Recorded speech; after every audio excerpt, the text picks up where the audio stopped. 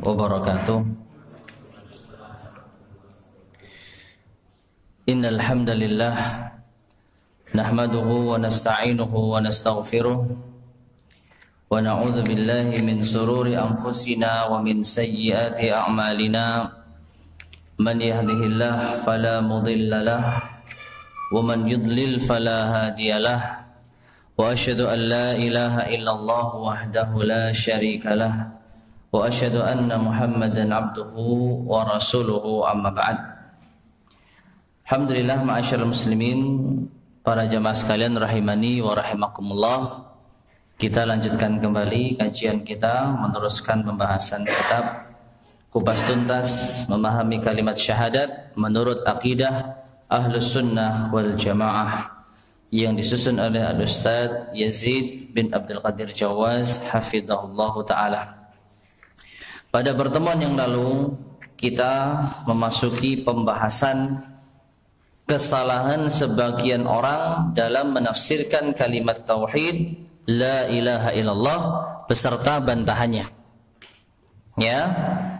Dan sebelumnya kita telah menerangkan makna la ilaha illallah yang benar adalah la ma'buda bihaqqin illallah. Tidak ada sesembahan yang diibadahi dengan benar, tidak ada Tuhan yang diibadahi dengan benar kecuali Allah. Ini makna yang benar, ya. Dan ini sudah kita kunci. Adapun setelahnya ketika kita menerangkan makna yang salah, maka dengan kita memahami makna yang benar, kita bisa apa? Menolaknya dan membantahnya. Nah, yang kemarin tafsiran pertama yang salah, ya. Tafsiran pertama yang salah adalah la ilaha illallah diartikan dengan apa? Tidak ada yang mampu menciptakan kecuali Allah. Tidak ada yang mampu menciptakan kecuali Allah. Nah, di sini jelas keliru. Karena pencipta dan seterusnya ini apabila dibawa kepada makna yang sesungguhnya, maka tentu dia bukan kembali kepada makna al-ilah, tetapi pencipta, pengatur, pemberi rizki, yang menghidupkan, yang mematikan, maka ini kembalinya kepada makna ar-rabb, ketuhanan, sisi ketuhanan, yang darinya lah kita bisa memahami tauhid rububiyah. Ya, sedangkan tafsiran kedua yang juga salah adalah tidak ada yang merasa cukup dari segala sesuatu dan selainnya butuh kepadanya kecuali Allah. Yang kemarin agak sedikit kata-katanya membingungkan gitu ya. Tapi intinya sama, ya, tidak mentafsirkan la ilaha illallah dengan la ma'buda bihaqqin illallah. Diartikan bahwasanya Allah itu maha cukup dan selain Allah itu maha butuh kepada Allah Subhanahu wa taala. Nah, ilah itu diartikan seperti itu. Tuhan yang maha mencukupi dirinya dan segala sesuatu makhluknya butuh kepadanya. Nah, tentu saja ini adalah makna yang salah pula, bukan makna yang benar. Nah, kemarin sampai situ ya kita pembahasannya, dan sampai pada pembahasan kesimpulannya halaman 112 paling bawah, ya. Kesimpulannya bahwa penafsiran para ahli kalam terhadap kalimat al-ilah dan membangun penafsiran kalimat tauhid di atas penafsiran mereka merupakan suatu kebatilan. Merupakan suatu kebatilan. Ya, karena kemarin telah kita terangkan pula bahwasanya ini terpengaruh dengan yaitu para ahli kalam. Ya, para ahli kalam, nanti silakan dibaca kembali, barangkali bisa lebih memahaminya. Taib. Kemudian ma'asyarul muslimin, kita lanjutkan. Halaman 113. Halaman 113 bagian alinea yang paling atas di bawah kata tercetak tebal tersebut. Di antara ulama yang memperingatkan kesalahan penafsiran mereka adalah Syekh Sulaiman bin Abdullah, di mana beliau berkata, apabila dikatakan telah jelas makna al-ilah dan al-ilahiyah, lalu apa jawaban dari perkataan bahwasanya makna al-ilah adalah yang mampu menciptakan atau kalimat yang semisal? Maka jawabannya dari dua sisi.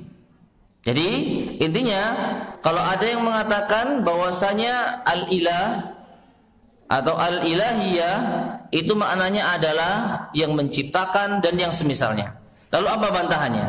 Apa jawabannya? Maka dari dua sisi. Sisi yang pertama, bahwa ini adalah perkataan yang mengada-ada, yang tidak dikenal oleh satupun ulama maupun ahli bahasa. Benar enggak ini? Perkataan ini adalah perkataan yang mengada-ada, yang tidak dikenal oleh satupun ulama maupun ahli bahasa. Benar enggak ini? Ma'asyiral muslimin rahimani wa rahimakumullah, kalau yang dimaksud mungkin ulama salaf, ulama terdahulu dari kalangan ya generasi terbaik umat, sahabat, tabi'in dan tabi'ut tabi'in, mungkin benar. Tetapi baru saja kita bahas ya. Coba lihat halaman 110. Tafsir pertama. Ya, sampai pada ucapan di antara yang menetapkan makna yang salah. Di situ ada tertulis cetakan tebal. Ketemu? Ya. Di antara yang menetapkan makna yang salah dari kalimat al-ilah ini adalah Imam Al-Baihaqi. Ulama ini. Ya, termasuk ulama yang meriwayatkan, mengeluarkan hadis riwayat Al-Baihaqi. Ya. Beliau berkata Allah maknanya adalah yang memiliki ketuhanan, yaitu yang mampu menciptakan sesuatu. Kembali kepada halaman 113. Jadi klaim dari bahwa ini adalah perkataan yang mengada-ada, yang tidak dikenal oleh satupun ulama, bisa jadi kalau ulama yang dimaksud ulama salaf, ulama generasi terbaik umat, sahabat, tabi'un, tabi'ut tabi'in, mungkin benar. Tapi kalau ulama setelahnya masuk di sana Imam Al-Baihaqi, maka tentu ada yang menetapkan bahwasanya makna ilah itu adalah pencipta. Tetapi ulama ini dalam keadaan keliru. Ya, jadi kita tidak meremehkan keulamaan Al-Imam Al-Baihaqi. Kita tidak meremehkan kadar ilmu beliau. Tetapi dalam hal ini kita juga tidak membenarkan beliau.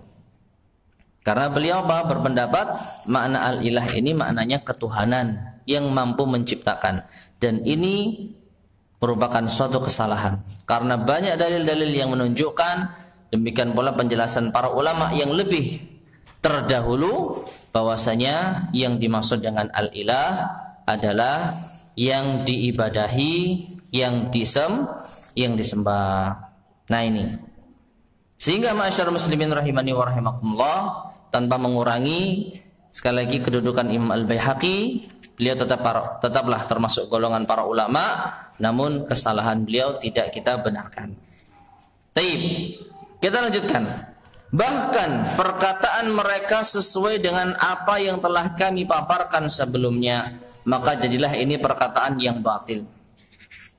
Jadi orang yang mengatakan bahwasanya al-ilah itu adalah sang pencipta yang menciptakan, maka ini adalah batil karena tidak dikenal di kalangan salaf. Insyaallah itu sudah mencukupi. Sisi yang kedua, anggap saja kita terima terhadap penafsiran mereka, maka sebenarnya itu merupakan penafsiran ilah yang hak dengan keharusan. Apa artinya dengan keharusan?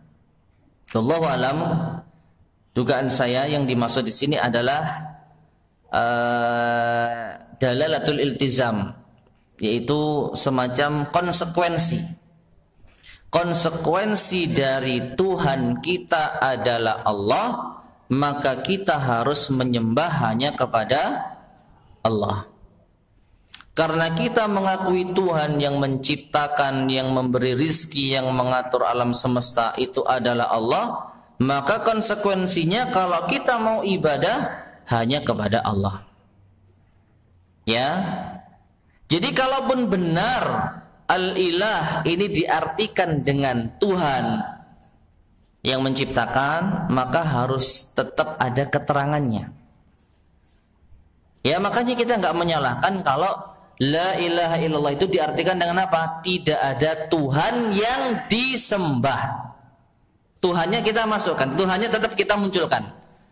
Yang kita salahkan, yang kita merasa ini kurang tepat adalah ketika hanya tidak ada Tuhan selain Allah. Kurang.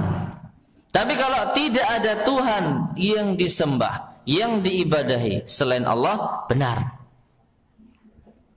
Ya, karena sekali lagi konsekuensi kita mengakui Tuhan kita adalah Allah, maka kita harus beribadah, menyembah hanya kepada Allah. Ya, adapun kata menyembah sudah kita bahas ya. Selama kita maknai dengan makna ibadah tidak ada masalah, meskipun secara asal lebih tepat menggunakan kata apa? Ibadah. Nah, jadi penafsiran ilah yang hak dengan keharusan. Karena ilah yang hak harus mampu menciptakan dan membuat sesuatu. Nah ini. Jadi kalau kita telah mengakui Tuhan kita adalah Allah, atau kita telah beribadah kepada Allah yang Maha Esa yang kita ibadahi, maka sudah otomatis ya yang kita ibadahi ini apa? Maha Pencipta. Gak mungkin kita beribadah kepada makhluk. Gak mungkin kita menyembah kepada yang tidak bisa menciptakan, yang tidak bisa memberi rezeki, yang tidak bisa menghidupkan dan mematikan. Maka sudah merupakan suatu keharusan. Kalau kita menyembah Allah yang Maha Esa, maka tentu kita sudah meyakini Allah itu Sang Pencipta. Nah, kalau tidak bisa, maka tidak dapat dinamakan sebagai ilah yang hak, meskipun dinamakan sebagai ilah. Bukan yang dimaksud siapa yang mengetahui bahwa ilah adalah yang mampu menciptakan, maka ia telah masuk ke dalam Islam dan telah merealisasikan makna kunci rumah keselamatan, ya, Darussalam, yaitu surga, dan ini tidak pernah dikatakan oleh siapapun, karena itu mengharuskan bahwa kaum kafir Arab menjadi muslim. Jadi ini diantara bantahan yang jelas ya. Kalau kita membatasi bahwasanya ya makna ilah itu adalah pencipta, tidak ada pencipta kecuali Allah. Ya. Artinya kalau orang itu mengatakan la ilaha illallah dengan makna demikian, tentu dia sudah masuk Islam. Dan makna atau ini telah diucapkan oleh orang-orang kafir Quraisy. Ya, banyak di dalam ayat-ayat Al-Quran bahwasanya mereka telah mengakui bahwasanya pencipta mereka adalah Allah, pemberi rezeki mereka adalah Allah, yang menghidupkan mereka adalah Allah, yang mematikan mereka adalah Allah, yang mengatur segala urusan mereka juga Allah. Tapi tetap mereka tidak masuk ke dalam barisan kaum muslimin. Dari sini maka penafsiran la ilaha illallah dengan tidak ada pencipta kecuali Allah adalah kesalahan. Ya, jadi ini konsekuensi yang harus, kalau sampai benar berarti harusnya orang-orang kafir Quraisy itu kaum muslimin. Toh mereka mengakui Tuhannya Allah kok. Mereka mengakui pencipta mereka adalah Allah. Tapi buktinya, nyatanya Allah tetap panggil mereka dengan apa? Qul ya ayyuhal kafirun. Wahai orang-orang kafir. Ya, padahal mereka sudah yakin Tuhannya Allah, sudah yakin menciptanya adalah Allah, tapi tetap dipanggil orang kafir. Ini menunjukkan berarti penafsiran la ilaha illallah dengan tidak ada pencipta selain Allah itu batil. Baik, saya tambahkan sisi yang ketiga. Kata al-muallif di sini, penafsiran tersebut menyelisihi Al-Qur'anul Karim. Karena di dalam Al-Qur'an kalimat al-ilah bermakna yang disembah, yang diibadahi, tidak seperti apa yang mereka katakan. Dan saya telah membawakan beberapa dalil tentang ini pada pembahasan yang telah lalu. Di antaranya adalah firman Allah Ta'ala dalam surat Al-An'am ayat ke-74.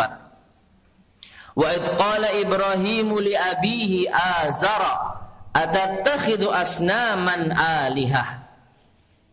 Ya, artinya, dan ingatlah di waktu Ibrahim berkata kepada bapaknya Azar, pantaskah kamu menjadikan berhala-berhala sebagai Tuhan-Tuhan, sebagai ilah-ilah? Perhatikan di sini. Dalam ayat ini sisi pendalilannya ya, harus kita pahami. Dalam ayat ini mereka tidak berkeyakinan, ya, mereka tidak berkeyakinan selain, maksudnya melainkan bahwa patung-patung tersebut sebagai sesembahan. Ya, artinya orang-orang musyrik, bapaknya Ibrahim dan kaumnya ini meyakini patung-patung ini sebagai alihah, sebagai apa? Tuhan-Tuhan yang disembah. Maka Nabi Ibrahim mengingkari, apakah kalian jadikan patung ini sebagai Tuhan yang disembah? Ini menunjukkan bahwasanya keliru. Nabi Ibrahim menganggap keliru kalau kalian jadikan patung sebagai Tuhan yang disembah. Sedangkan mereka mengakui demikian. Ya. Jadi mereka mengakui ilah itu banyak. Termasuk diantaranya apa? Berhala. Tuhan-Tuhan, patung-patung itu. Sedangkan Nabi Ibrahim tentu berkeyakinan la ilaha illallah. Perhatikan ya. Jadi Nabi Ibrahim menyalahkan kalau sampai ilah ini banyak. Kalau sampai apa? Berhala-berhala ini dijadikan sebagai sesembahan. Karena yang berhak untuk disembah hanya satu, yaitu Allah. Sehingga ma'asyiral muslimin rahimani wa rahimakumullah, penafsiran Abi Ibrahim ini jelas. Beliau tidaklah memahami bahwasanya la ilaha illallah itu adalah kecuali tidak ada Tuhan yang berhak disembah kecuali Allah. Berarti selain Allah itu batil. Ya, berarti Tuhan yang diibadahi selain Allah itu batil. Baik, dan sisi yang keempat. Kalau seandainya makna la ilaha illallah seperti yang mereka yakini, pencipta, pemberi rezeki, pengatur segala urusan, yang maha cukup, maka tidak akan terjadi permusuhan antara Rasulullah sallallahu alaihi wasallam dan kaum musyrikin. Nah, ini lebih jelas lagi. Ya, kalau la ilaha illallah ini artinya tidak ada Tuhan yang menciptakan kecuali Allah, tentu nggak akan pernah ada yang namanya perang antara Rasulullah dengan kaum Quraisy. Bahkan mereka akan bersegera memenuhi seruan Rasulullah sallallahu alaihi wasallam. Ya. Apabila beliau mengatakan kepada mereka, akuilah oleh kalian bahwasanya Allah lah yang mampu menciptakan, atau akuilah oleh kalian bahwasanya Allah itu ada, atau mari berhukum dengan syariat dalam hal darah, harta dan hak-hak, dan berdiam diri dari hal-hal yang berbau ibadah. Artinya, kalau dibatasi la ilaha illallah ini hanya sekedar makna ketuhanan, tentu orang-orang musyrik akan apa? Dengan tangan terbuka menerima. Karena itu juga mereka yakini. Ingat, mereka meyakini Allah itu pencipta mereka, pemberi rezeki mereka, yang mengatur urusan mereka, yang menyelamatkan mereka di kala susah. Ya, mereka meyakini. Tapi untuk ibadah, untuk sujud, untuk ruku, untuk berharap, tawakal, ini masih diserahkan kepada selain Allah. Sehingga inilah kesalahan mereka. Ya, jadi kalau seandainya cukup pokoknya yang mengakui Tuhan Allah Islam, maka tentu apa? Tidak akan ada peperangan. Ya. Akan tetapi kaum musyrikin, perhatikan, mereka adalah orang Arab yang fasih. Faham apabila mereka mengucapkan la ilaha illallah, maka artinya mereka telah mengakui kebatilan penyembahan patung. Artinya, kalau sampai mereka mengucapkan la ilaha illallah, berarti nggak boleh nyembah patung lagi. Ini yang mereka pahami. Ya, dan bahwa kalimat ini tidak hanya sekedar lafaz tanpa makna. Karenanya mereka lari dari kalimat tersebut dan mengatakan sebagaimana yang Allah hikayatkan dalam Al-Quran. Maka artinya mereka nggak mau mengucapkan la ilaha illallah karena konsekuensinya mereka faham. Makanya mereka apa? Menolak. Di dalam surat As-Sad ayat yang kelima, apa kata Allah Subhanahu wa taala? Aja'alal alihata ilahan wahida inna hadza la syai'un ujab. Ini perkataan orang Quraisy menyinggung Rasulullah sallallahu alaihi wasallam. Aja'alal alihata ilahan wahidah. Apakah Muhammad itu, mengapa ia itu yang dimaksud siapa? Rasulullah. Mengapa Muhammad itu menjadikan Tuhan-Tuhan itu hanya satu saja? Sesungguhnya ini benar suatu hal yang mengherankan. Ya, karena apa? Sejak dulu orang-orang Quraisy yang menyembah, beribadah kepada berhala-berhala, banyak Tuhan. Maksudnya banyak Tuhan di sini adalah banyak sesembahan, banyak patung. Ada Lata, Uzza, Manat, ada lagi Hubal dan lain sebagainya. Nah, kenapa Muhammad ini kok menyuruh kita hanya menyembah satu Tuhan saja? Ini hal yang mengherankan. Gak pernah ketemu kita sebelumnya. Nah ini. Jadi masyarakat muslimin rahimani wa rahimakumullah, tentu yang dimaksud la ilaha illallah oleh orang-orang Quraisy itu adalah yang disembah, yang diibadahi, dan mereka faham benar itu. Nah, demikian pula di dalam surat As-Saffat 35-36 ketika Allah Subhanahu wa taala berfirman, innahum kanu idza qila lahum la ilaha illallah yastakbirun wa yaqulun a inna latariku alihatina li syairim majnun. Yang artinya, sesungguhnya mereka, siapa mereka di sini? Orang-orang Quraisy. Ya, dahulu apabila dikatakan kepada mereka la ilaha illallah, kalau mereka disuruh mengucapkan la ilaha illallah, maka mereka akan menyombongkan diri, nolak, tidak mau mengucapkan, dan mereka membantah. Wa yaqulun a inna, apakah kami orang-orang Quraisy la tariku, sungguh akan benar-benar meninggalkan alihatina, sesembahan kami, li syairim majnun, demi mengikuti seorang penyair yang gila. Siapa yang dimaksud? Rasulullah SAW. Lihat. Jadi ucapan la ilaha illallah itu mereka pahami benar. Kalau sampai diucapkan berarti harus meninggalkan sesembahan kami. Coba kalau la ilaha illallah itu artinya tidak ada Tuhan pencipta kecuali Allah, ahlan basahlan mereka pasti akan mengucapkannya. Tapi sayangnya mereka lebih paham daripada kita. Mereka paham, ya, dan mereka fair, konsisten. Kalau mengucapkan la ilaha illallah maka harus meninggalkan apa? Patung-patung mereka. Gak mau. Akhirnya mereka lebih mendahulukan apa? Patung-patung mereka dibandingkan dengan mengucapkan la ilaha illallah. Makanya disampaikan di sini, mereka mengetahui bahwa kalimat la ilaha illallah berkonsekuensi meninggalkan penyembahan kepada selain Allah Azza wa Jalla dan menyembah hanya kepada Allah Azza wa Jalla saja. Kalau mereka mengucapkannya, nih seandainya mereka mengucapkannya sedang mereka masih tetap menyembah berhala, maka akan terjadi kontradiksi dalam diri mereka, dan ini merupakan hal yang tidak mereka inginkan. Jadi kalau dianggap la ilaha illallah ini kan hanya ucapan saja, maka ini tidak ada pada diri orang-orang Quraisy. Ucapan harus selaras dengan keyakinan. Karena keyakinan mereka, Tuhan-Tuhan yang disembah selain Allah itu banyak, berhala-berhala yang disembah selain Allah itu banyak, sesembahan yang mereka sembah selain Allah itu banyak, maka mereka enggak mau mengucapkan la ilaha illallah. Konsisten, perhatikan. Ya, enggak mau mereka ya wis tah mengucapkan la ilaha illallah. Yang penting kan cuma mengucapkan toh. Tidak.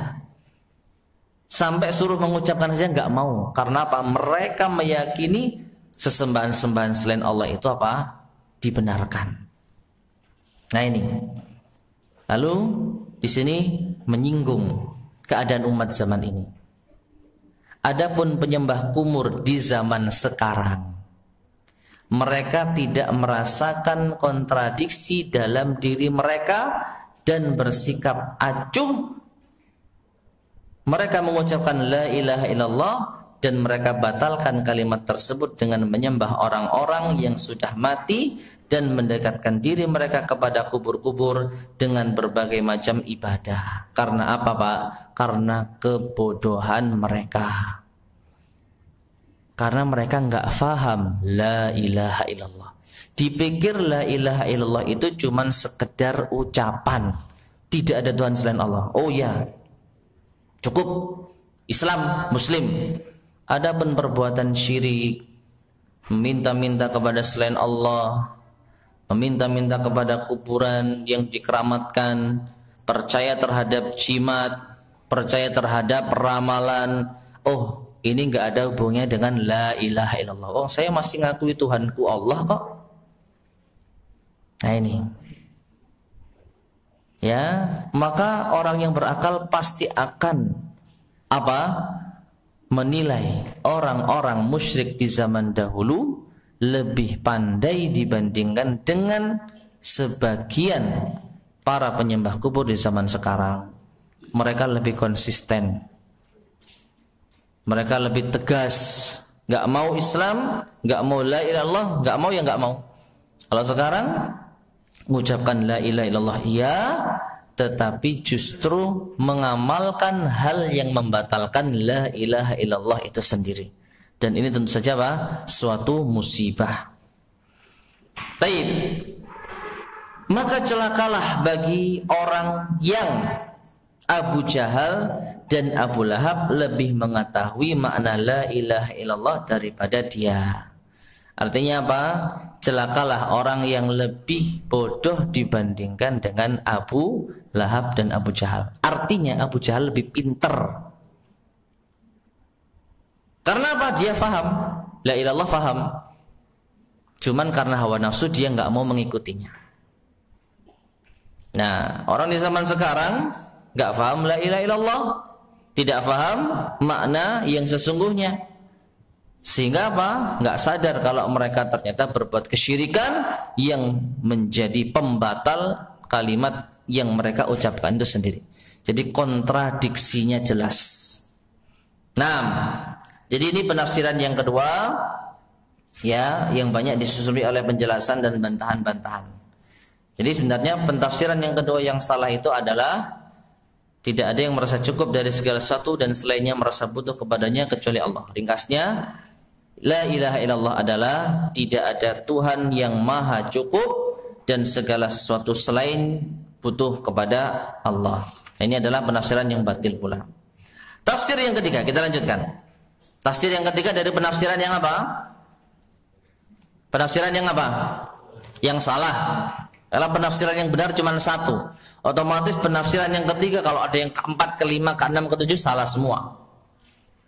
Tafsir ini tidak jauh maknanya dari dua penafsiran sebelumnya, di mana ketiganya berkumpul dalam satu muara, yaitu menjadikan kandungan kalimat tauhid terbatas pada tauhid rububiyah saja tanpa tauhid uluhiyah. Ya. Jadi intinya di sini wallahu a'lam bishawab, ketiga ini sebenarnya hanya sekedar ringkasan. Mau ketiga, keempat, kelima, keenam, pokoknya kalau muaranya itu, muara itu apa? Bahasanya pakai muara.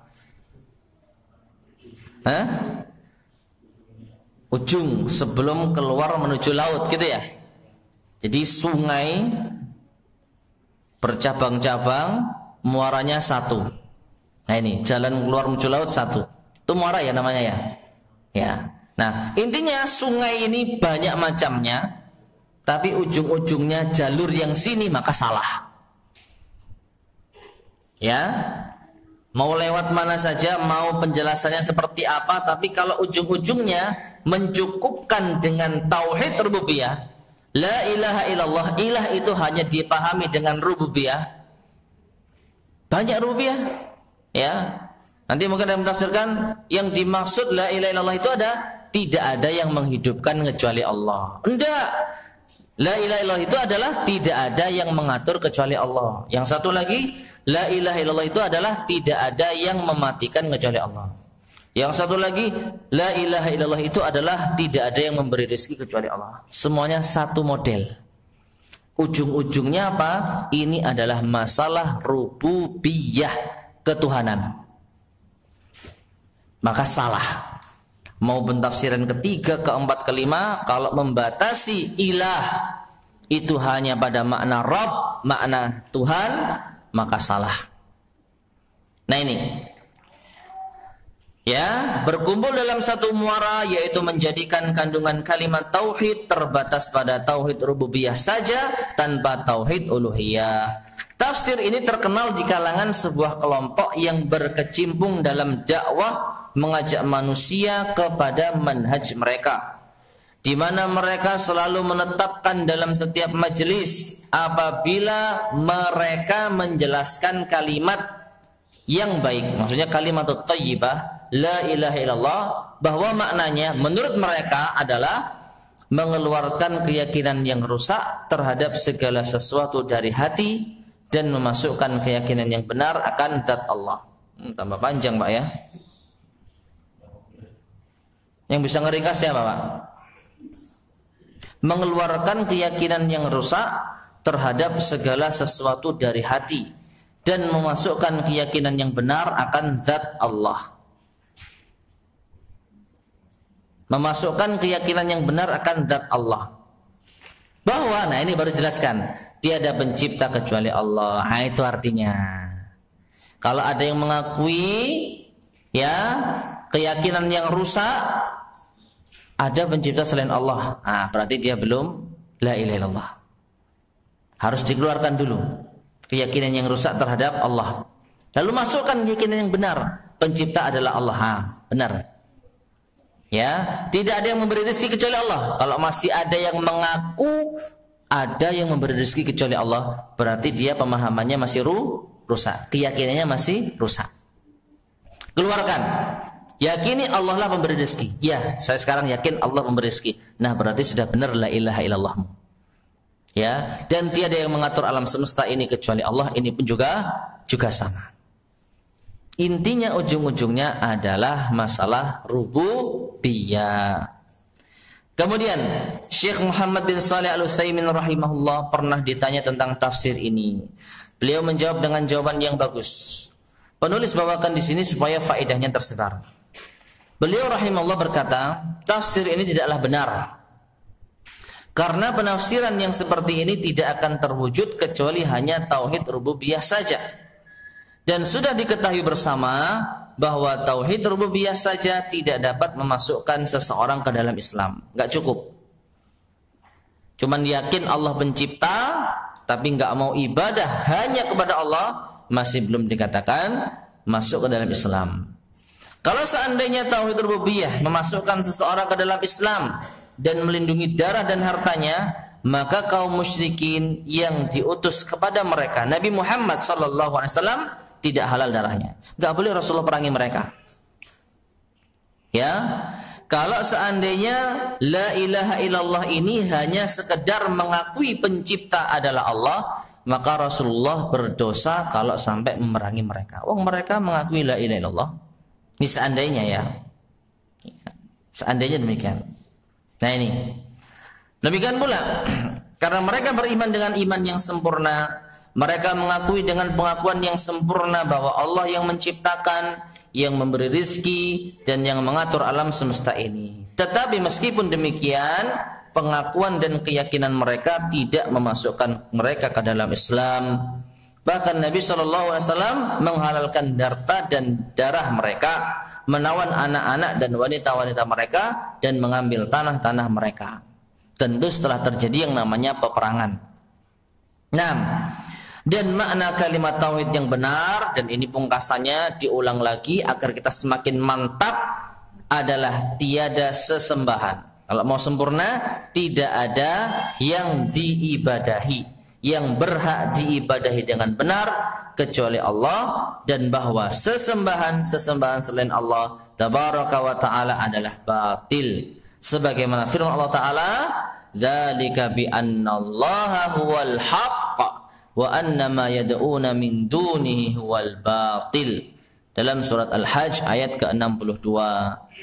Kuasa Allah yang demikian itu adalah karena sesungguhnya Allah dialah Tuhan yang hak, sesembahan yang hak, dan sesungguhnya apa saja yang mereka seru, apa yang mereka ibadahi selain Allah, itulah yang batil. Maka kaum muslimin di zaman dahulu, di zaman Rasulullah, tidaklah memahami kalimat la ilaha illallah kecuali dengan makna ini. Yang mau menerima ucapan la ilaha illallah, masuk Islam, tinggalkan kesyirikan. Ya, bahkan kaum musyrikin juga paham, cuman mereka nggak mau menerima, nggak mau mengucapkan, dan tetap di dalam kesyirikan. Karenanya Allah berfirman tentang mereka, ya, diulang lagi ya, dalam surat As-Saffat ayat 35-36, innahum kanu idza qila lahum la ilaha illallah yastakbirun wa yaqulun a inna latariku alihatina li syairin majnun. Sesungguhnya mereka ketika disampaikan kepada mereka untuk mengucapkan la ilaha illallah, mereka menolak, menyombongkan diri. Dan mereka menjawab, sesungguhnya apakah kami akan tinggalkan sesembahan-sesembahan kami demi seorang penyair yang gila. Maka jelaslah bahwa kaum musyrikin lebih paham akan makna la ilaha illallah daripada orang yang menjadikan makna kalimat tersebut sebatas keyakinan dan keimanan bahwa Allah yang mencipta dan memberi rizki. Nah, dan ini merupakan masalah yang besar. Ya, wajib bagi setiap manusia untuk bertaubat kepada Allah dari penafsiran yang rusak terhadap makna la ilaha illallah ini, dan kembali kepada penafsiran yang benar yang telah disepakati oleh kaum muslimin. Artinya ini penting sekali. Jangan gara-gara kita salah menjelaskan la ilaha illallah, akhirnya orang tidak sadar kalau dia ternyata salah. Ya, tidak sadar kalau dia ternyata terjerumus ke dalam kesyirikan. Dipikir yaitu masuk Islam. Ya, gampang ucapkan la ilaha illallah, selesai. Gitu ya. La ilaha illallah, asyhadu an la ilaha illallah wa asyhadu anna Muhammadar Rasulullah. Sudah Islam, sudah. Setelah itu tidak peduli mau berbuat apa saja. Mau berbuat syirik, mau meminta-minta kepada kuburan ya orang saleh yang telah meninggal, mau memakai jimat, mau datang ke dukun, mau percaya terhadap ramalan, yang penting Tuhannya Allah. Nah ini, kalau sudah pemahamannya seperti ini, diluruskan akan sulit. Jadi ini PR kita, mulai dari diri kita, anak kita, keluarga kita, dan siapa orang yang mau mendengarkan kita. Maka dengan ini kita akan meluruskan suatu perkara yang besar. Besar kenapa? Karena batasannya adalah surga dan neraka. Man kana akhiru kalamihi la ilaha illallah dakhalal jannah. Siapa yang mengucapkan la ilaha illallah di akhir hayatnya, maka ia akan masuk surga dengan pemahaman yang benar. Ya. Dan innallaha la yaghfiru ay yushraka bih, sesungguhnya Allah tidak mengampuni dosa syirik. Wa yaghfiru ma duna dzalika liman yasha, dan Allah mengampuni dosa selain syirik bagi siapa yang Allah kehendaki. Jadi ini perkara besar. Ya, antara surga dan neraka. Lalu masihkah kita menggampangkan dakwah tauhid, meremehkan dakwah tauhid? Yang kata orang-orang kok itu-itu saja.